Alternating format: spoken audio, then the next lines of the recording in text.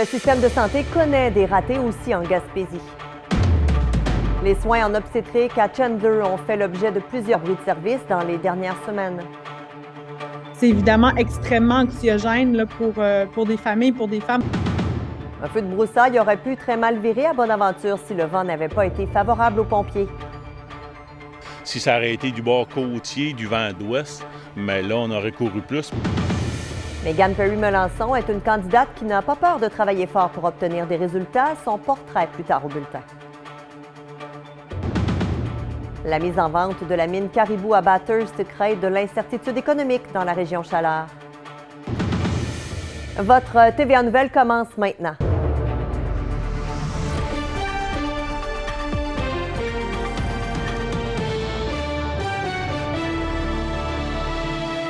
Bon début de soirée, mesdames et messieurs. Le CIS de la Gaspésie admet que des ruptures de services sont survenues en obstétrique ces dernières semaines à Chandler. Des organismes déplorent un stress inutile pour les familles de la région dont la femme doit accoucher dans les prochains jours. Et Louis-Philippe, tout le monde cherche des solutions, mais elles sont longues à venir. Voilà, les efforts viennent de toutes parts. On se garde de critiquer le CIS ou le personnel hospitalier parce que l'organisme reconnaît la situation et travaille à trouver des solutions pérennes. Voici ce que je vous ai préparé. Le CIS de la Gaspésie montre des signes de fatigue et commence à craquer, notamment en ce qui concerne les services d'obstétrique à Chandler. Une situation qui ne rassure pas les femmes qui doivent accoucher dans les prochains jours. C'est évidemment quelque chose dont les familles, les femmes nous parlent, dont les groupes de femmes aussi sur le territoire nous parlent, parce que c'est évidemment extrêmement anxiogène là, pour des familles, pour des femmes de savoir qu'elles vont peut-être devoir à se déplacer sur, dans certains cas, des centaines de kilomètres pour pouvoir aller accoucher. Dans une déclaration, les gestionnaires du CIS ont affirmé que le défi de main-d'œuvre est bien réel. Le CIS tente de déployer le personnel de façon à obtenir une sécurité des soins offerts dans ces installations. Le stress que provoque cette situation est vécu non seulement par les familles, mais aussi par le personnel infirmier. Et le syndicat estime qu'il manque une vingtaine d'infirmières en obstétrique sur le territoire couvert par le CIS. En Gaspésie et aussi au Québec, il y a des virages qui doivent être pris, là, notamment pour les obstétriques. C'est des secteurs qui sont en pénurie de façon constante, récurrente. Je pense qu'il faut changer les façons de faire. Au même moment, le ministre de la Santé était de passage dans la région. Il a parlé d'une quarantaine d'infirmières étrangères qui seront déployées sur le territoire. Une solution qui comporte aussi ses défis. Si on est capable rapidement de trouver les logements pour ces gens-là, par exemple, les loger à l'hôtel, on sait que ce n'est pas quelque chose de permanent qu'on peut faire, mais là, on a un programme qui a été mis en place au début de l'année, c'est tout récent par le ministère des Affaires municipales, pour être capable de construire des logements rapidement. Tous ceux qui travaillent au dossier le confirment. Les ruptures de services se multiplieront, malheureusement, sur le territoire de la Gaspésie dans les prochains mois. Je pense que les professionnels de la santé réussissent à s'organiser puis font de leur mieux. Mais il pourrait y arriver quelque chose de grave à un moment ou à un autre. La dignité des familles appelle à ce qu'on fasse mieux. L'accouchement des solutions sera ardu et long, mais tous les acteurs au dossier prévoient un modèle qui fera l'envie des parents autour du monde. Louis-Philippe Morin, CHAU TVA, Carleton-sur-Mer. La candidate de Québec solidaire dans Bonaventure, Catherine Cyr-Wright, soutient que la pandémie a eu un effet négatif sur la santé mentale des Québécois et des Gaspésiens. Elle promet qu'un gouvernement solidaire embaucherait 900 nouveaux psychologues en plus de 1000 autres professionnels additionnels dans le réseau public. Les solidaires estiment qu'il en coûterait près de 700 millions de dollars sur 4 ans pour combler l'écart salarial entre le secteur privé et public en santé mentale. Catherine Cyr-Wright affirme qu'un tel engagement permettrait de désengorger les urgences puisque 40 des cas qui s'y présentent nécessitent des soins psychologiques. Nous, ce qu'on propose à Québec solidaire, c'est vraiment de ramener plus de psychologues dans le secteur public. Donc, ce qu'on voit en ce moment, c'est qu'au Québec, à la grandeur de la province, on a beaucoup plus de psychologues par habitant, par exemple, qu'en Ontario, mais la plupart sont en pratique privée parce que les conditions de travail dans le public n'ont pas suivi. Le Conseil de la santé du Nouveau-Brunswick a établi que 47,8 % des élèves de la 6e à la 12e année ont ressenti des symptômes d'anxiété en 2021-2022. Cela constitue une augmentation de 32,6 % depuis 2015-2016. La proportion d'élèves qui ont signalé des symptômes de dépression, quant à elle, est passée à 41,7 % Pour arriver à de telles conclusions, CSNB a effectué un sondage qui porte sur le mieux-être auprès de 42 000 élèves de la province. L'organisme qualifie d'ailleurs la situation d'inquiétante, mais souligne que les résultats devraient être interprétés en tenant compte du contexte de la pandémie. L'île aux Pirates à Bonaventure a été la proie des flammes lundi soir alors qu'un feu de broussailles s'est rapidement propagé sur 250 pieds carrés. Le secteur est à risque, mais la municipalité n'interdit pas les feux à ciel ouvert, ce qui inquiète les résidents du secteur. Un étincelle, ça aurait fait clouc. Les pompiers ont été appelés lundi vers 19h dans un secteur difficilement accessible de l'île aux Pirates pour un feu de broussailles qui se propageait rapidement. Après 2 heures, la situation était maîtrisée, mais c'est une chance que les bourrasques de vent n'aient pas été à leur maximum. Un feu de grève mal éteint en serait la cause. C'est une place qui est pas interdite au feu de bord de plage, feu de grève. C'est un feu de, je te dirais qu'un gros feu de grève, c'est interdit, mais pas un feu là, juste pour dire. Alors on peut le constater ici, tous les éléments nécessaires pour faire un feu sont présents. On parle de foin, de bois, le vent de la mer. Il ne manque une petite étincelle qui vient se déposer sur le foin, comme on peut le voir derrière. C'est ici que le feu a pris. Et donc, le vent est venu pousser le feu sur la montagne qui l'a bloqué. Heureusement, le vent a tourné puisque derrière moi, on peut le voir, il y a des maisons. Et heureusement, elles ont été épargnées. Chanceux dans cette malchance-là que le vent était du bon bord, c'était du vent d'est, ça s'en allait plus vers la mer.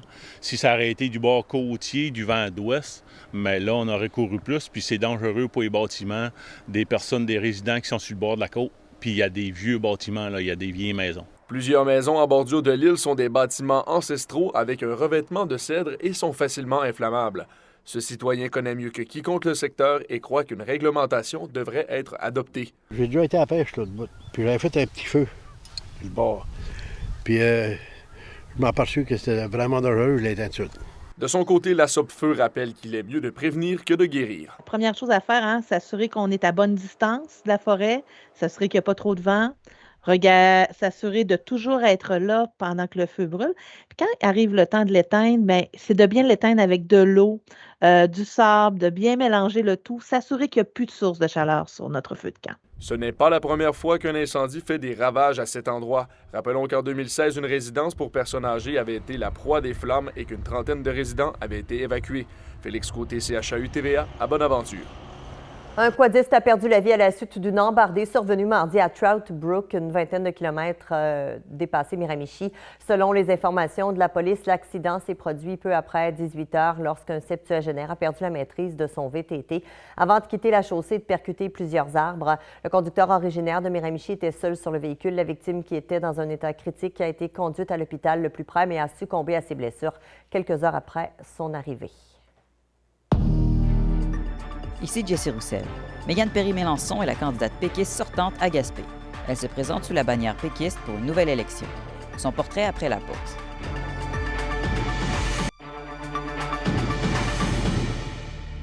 Mégane Perry-Mélançon porte les couleurs du Parti québécois pour une deuxième campagne dans Gaspé. La jeune femme ambitieuse et souriante, elle a plusieurs cordes à son arc qu'elle souhaite mettre à profit si elle est élue le 3 octobre. Jessie Roussel vous a préparé son portrait politique. Ce qu'on a besoin, c'est une voix forte à l'Assemblée nationale. Toujours souriante et jamais la langue dans sa poche, Mégane Perry-Mélançon a fait depuis 2009 des études universitaires en cinéma, en tourisme et en administration des affaires. Le tout malgré la pandémie et ses responsabilités de députée. J'ai pas suivi un chemin comme beaucoup d'entre nous font, là, mais ça m'a permis quand même de me former sur plusieurs, finalement, dans plusieurs domaines qui sont importants pour la Gaspésie, le tourisme, les arts, la culture. Elle a tout d'abord grandi dans le centre-ville de Gaspé pour ensuite se rendre à Montréal, en Espagne et dans les Caraïbes pour ses études. C'est d'ailleurs ce qui l'a poussée à revenir en Gaspésie. Bien, je pense que c'est en voyageant qu'on réalise à quel point on a une région qui est magnifique, qui a toutes les richesses du monde. La qualité de vie en Gaspésie, elle ne se retrouve pas ailleurs. La jeune femme de 31 ans a fait ses premiers pas en politique alors qu'elle travaille aux côtés de l'ancien député de Gaspé, Gaétan Lelièvre, comme attachée de presse. Elle a ensuite été approchée par le candidat sortant de Matane-Matapédia pour représenter la région. J'ai encore une fois été approchée là, par mon collègue, maintenant député de Matane-Matapédia, Pascal Bérubé, qui m'avait vu travailler, qui savait que j'avais du potentiel. Une jeune femme, en plus, c'était, je pense, c'est ce qu'on veut mettre de l'avant aussi, là. Pour le futur de la Gaspésie, la candidate admet qu'il reste beaucoup de travail à faire dans la région. mais entend mettre l'épaule à la roue pour défendre son coin de pays.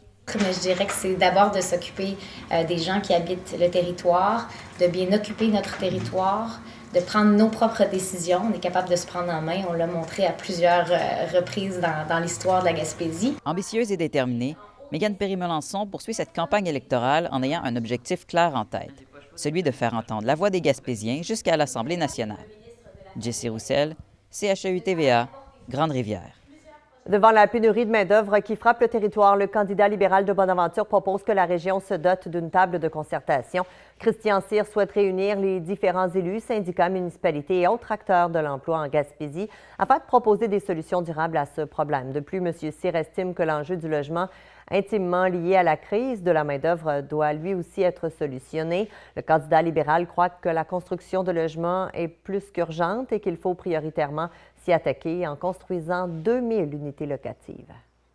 Ça prend une augmentation de l'immigration et de nouveaux arrivants qui peuvent venir d'ailleurs au Québec, mais beaucoup de l'étranger. Il y a des entreprises qui ont été sauvées dans les 2 dernières années en Gaspésie à cause et parce qu'ils ont eu accès à de la main-d'œuvre étrangère, malgré toutes les embûches bureaucratiques. Selon l'organisme de femmes, la QV, 43 % des candidatures en vue des élections sont féminines. Par contre, une fois les chiffres régionaux compilés, on constate qu'en Gaspésie, ce pourcentage est de seulement 27 %. En effet, sur les circonscriptions couvertes par CHAU, seulement 6 femmes briguent un mandat sur 22 candidats. C'est dans Bonaventure qu'on retrouve le plus de candidates avec 3. Les Îles-de-la-Madeleine ferment la marche puisqu'aucune femme parmi les 5 candidats ne s'y présente. Notons qu'après les élections de 2018, l'Assemblée nationale était composée de 42 % de femmes.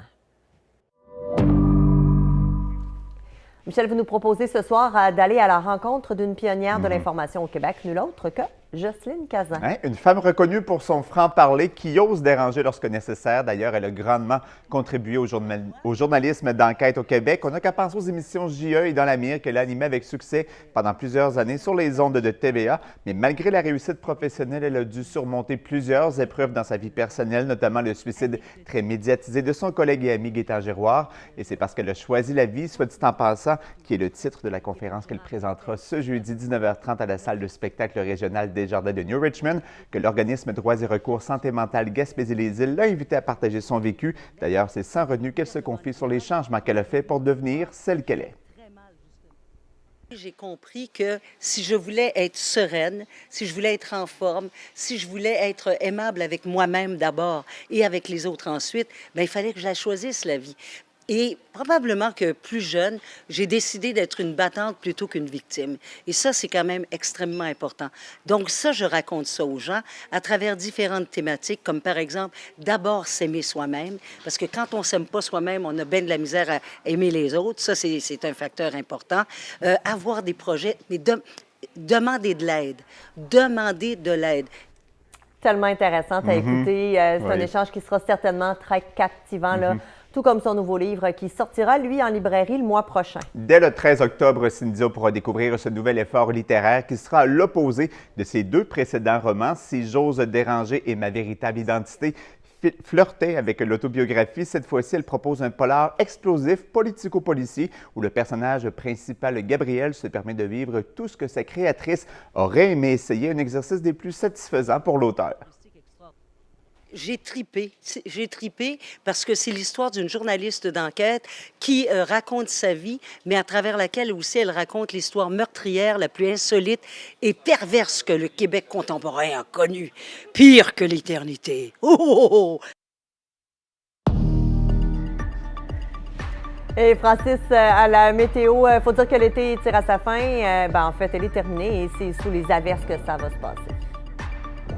Et même que ça va s'étirer là, pour les premiers jours de l'automne, dû à un système dépressionnaire qui s'installe dans les prochains jours avec de fortes pluies et des rafales. Je vous explique.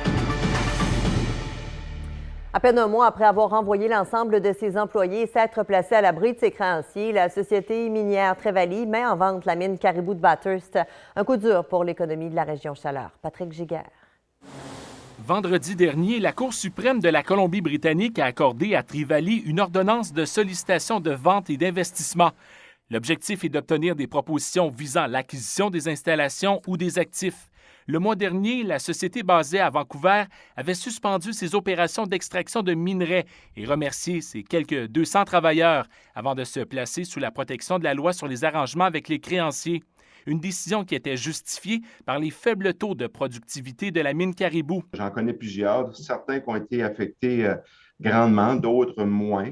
Je peux avancer certaines compagnies locales qui ont été affectées par plusieurs centaines de milliers de dollars en compte non payés.